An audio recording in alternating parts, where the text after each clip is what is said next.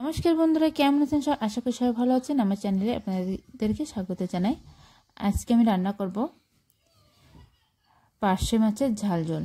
আর এটা সম্পূর্ণ টাটকা মাছ, এখানে কেটে ধুয়ে নিয়েছি। তারপরে আমি লবণ হলুদ মাখিয়ে নেব।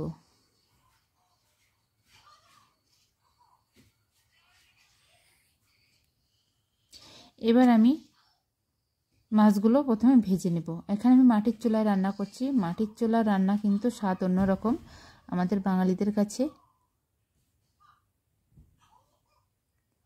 মাছগুলো আমার ভেজে নেওয়া হয়ে গিয়েছে। এবার আমি কড়াইতে দিয়ে দেব পেঁয়াজ কুচি,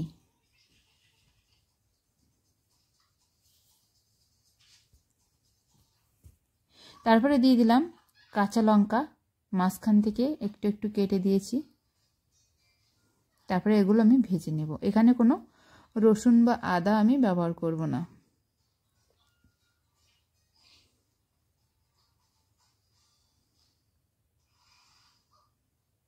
ভেজে নেওয়া হয়ে গিয়েছে আমার।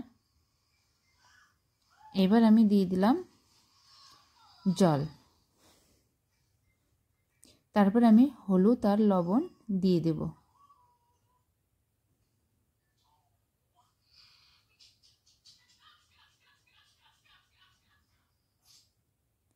এরপরে একটু ঝোলটা ফুটে উঠলে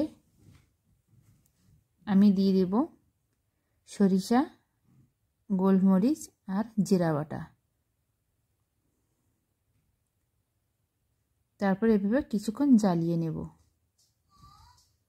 2-3 মিনিট পরে আমি ভেজে রাখা মাছগুলো দিয়ে দেব।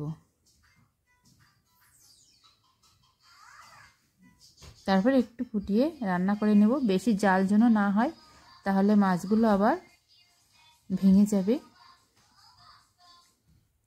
এই জন্য ঝোলটা আমি খুবই অল্প দিয়েছি।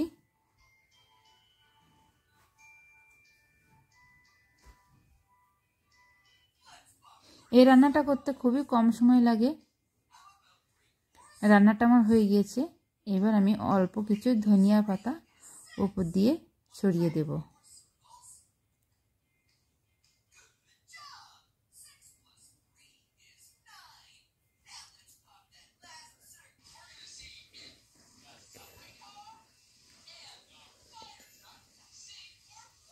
এবার আমি এটা নামিয়ে নেব।